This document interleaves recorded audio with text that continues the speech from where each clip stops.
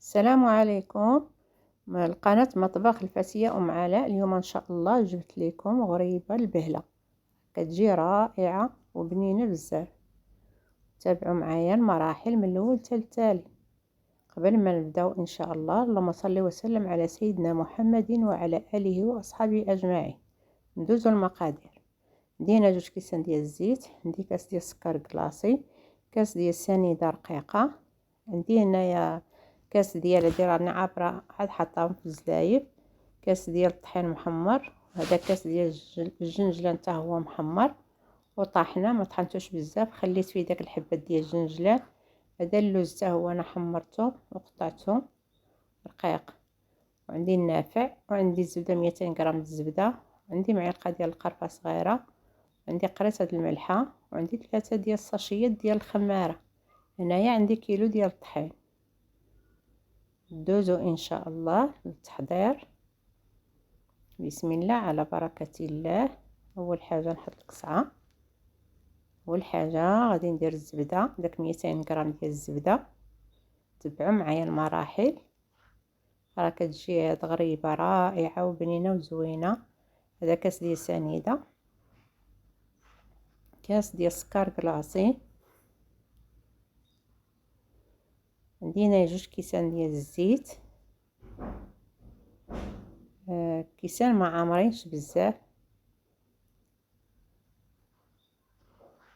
صافي غادي نخلط هادشي مزيان، نخلط هاد المكونات مزيان.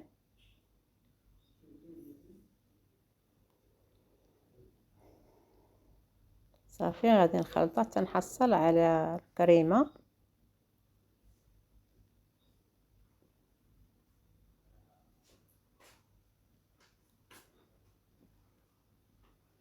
غنخلط مزيان حتى نحصل على كريمه.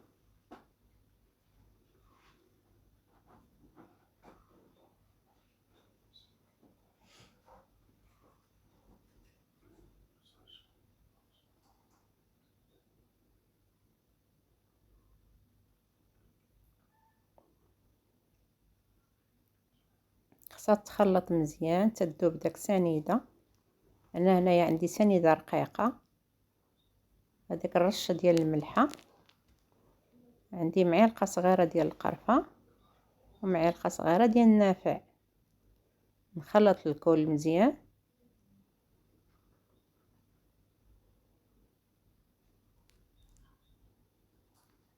كنضيف هنايا الجنجلان، ونضيف اللوز، راه عندي كاس من الجهه. انا هنايا غير درتهم في زليفات، ما راني عبراهم كاس ديال العنبه. هنا عندي كاس ديال الطحين محمر. هذا الطحين محمر ملي كنضيفوه راه كيجيب غريبه لذيذه بزاف وزوينه، وحتى اللون ما كيبقاش فيها ابيض، اللون ديالها كيجي من الداخل محمر ما كيجيش ابيض. هنايا غادي نضيف الطحين، غادي نبقى نضيف شويه بشويه.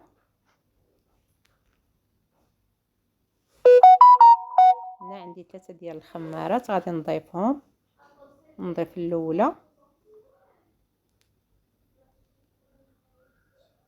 انا هنايا ما كنديرش الخميره المعجونه، يعني الخميره ديال الخبز.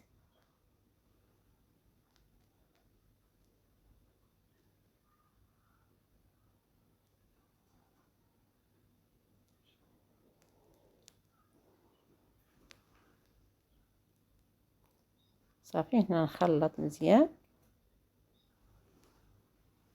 نبقى نضيف الطحين شويه بشويه.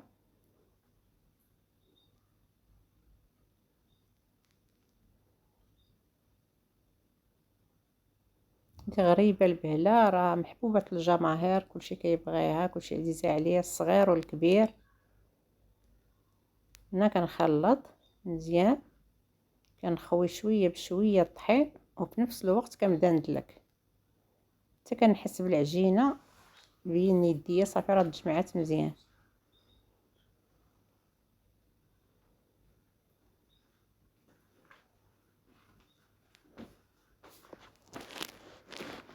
صافي انا راه غادي نضيف الطحين دفعه بدفعه.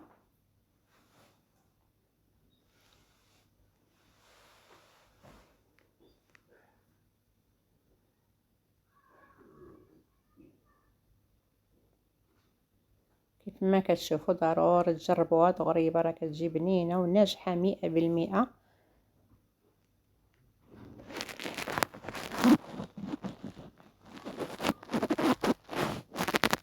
هنايا كندلكها مزيان،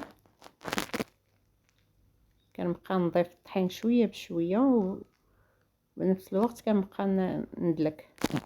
انا هنايا جمعتها بين يدي، شتا باقا خفيفه، غادي نزيد واحد شويه ديال الطحين صافي ونخلطها.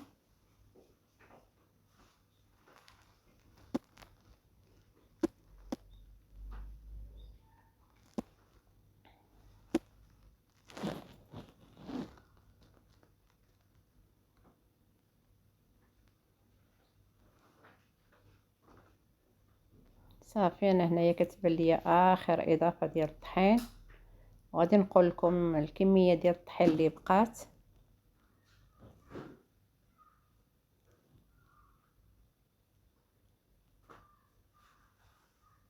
صافي غريبه وجدت لينا.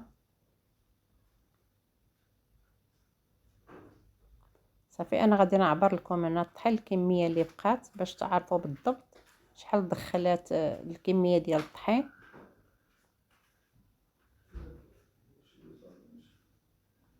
صافي انا بقات ليا انا الطحين 250 غرام نتاع الطحين من الكيلو، بحال دخلت ليا 750 غرام ديال الطحين، 750 غرام ديال الطحين، واللي بقات 250 غرام ديال الطحين، ما كاملش كيلو.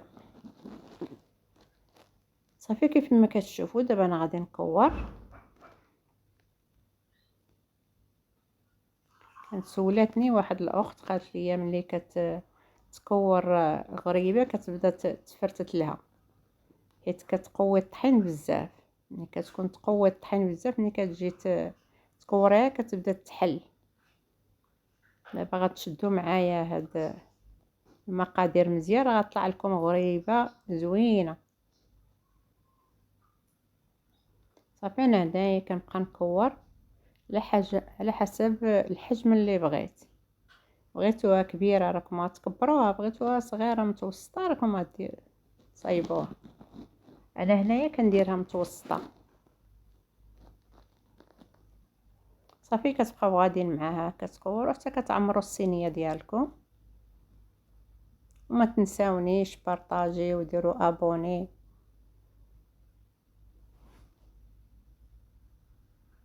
صافي انا هنايا كنكور.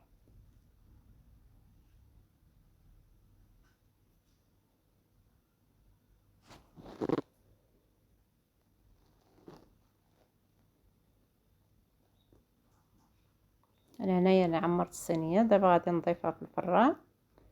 الفران عندي ديال الضو، غنضيفها نديرها الفوق كما شفتوها هي طابت، راه كتجي زوينه. شتي كيفاش جات غريبه ما شاء الله، وطايبه ومحمره، جات كلها محمره وما كتفرتتش نهائيا في اليد. فاش كتهزيها ما كتفرتتلكش نهائيا، تبقى شاده راسها. شتي من الداخل كيفاش جات محمره، ما جاتش بيضه. المهم هذه هي غريبه اللي كنحصل عليها، غريبه البهله كتجي زوينه، وجربوها ضروري تجربوها وردوا عليا. ما تنساوش ديروا ابوني وبارطاجيو مع الاهل والاحباب، وفضلا وليس امرا.